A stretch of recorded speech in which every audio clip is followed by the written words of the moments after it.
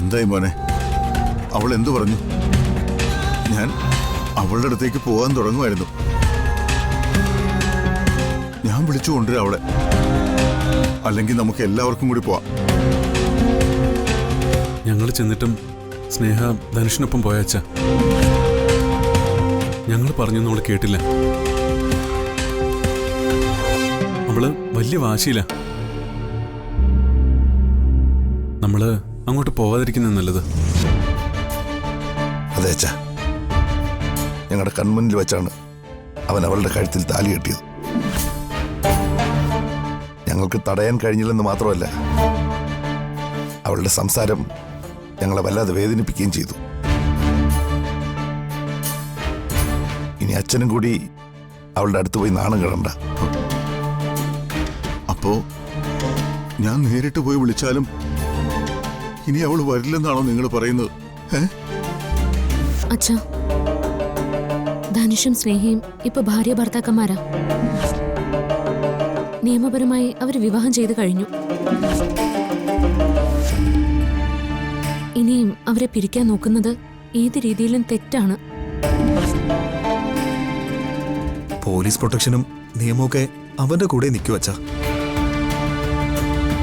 നമ്മളാരെയും അവൾക്ക് ആവശ്യമില്ലാത്ത മട്ടില്ല അവൾ ഞങ്ങളോട് സംസാരിച്ചിട്ട് പോയത്. അവള് പോകുന്നെങ്കിൽ പോട്ടെ അച്ഛാ.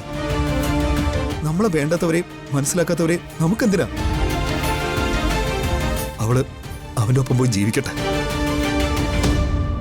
അങ്ങനെ ജീവിച്ചു തുടങ്ങുമ്പോ അവന്റെ തനി നിറം അവൾക്ക് മനസ്സിലാവും. അതോടെ അവളൊരു പാഠം പഠിച്ചോളും. അപ്പൊ അവൾക്ക് മനസ്സിലാവും നമ്മൾ പറയുന്നതൊക്കെ സത്യമായിരുന്നു എന്ന്. അങ്ങനെ ഒരു വാശി നമ്മൾ കാണിക്കുമ്പോ തകരുന്നത് അവളുടെ ജീവിതം തന്നെയാ.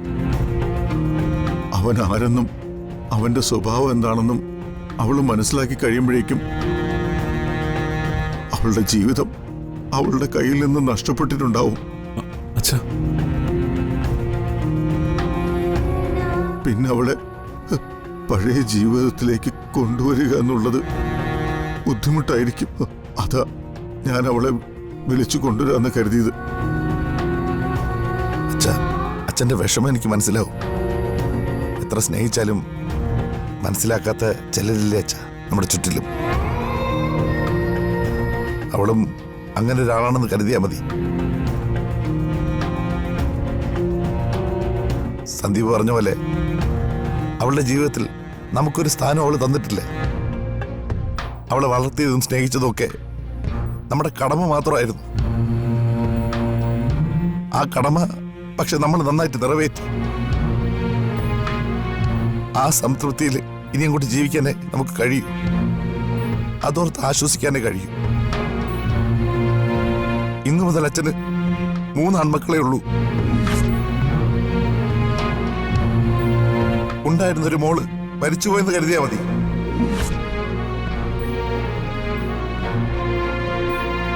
ഇനി ഒരിക്കലും സ്നേഹം നമ്മുടെ ആരുടെയും കൺമുന്നിൽ വരരുതെന്ന് പ്രാർത്ഥിക്കാനല്ലാതെ മറ്റൊന്നിനും കഴിയില്ല അച്ഛാ.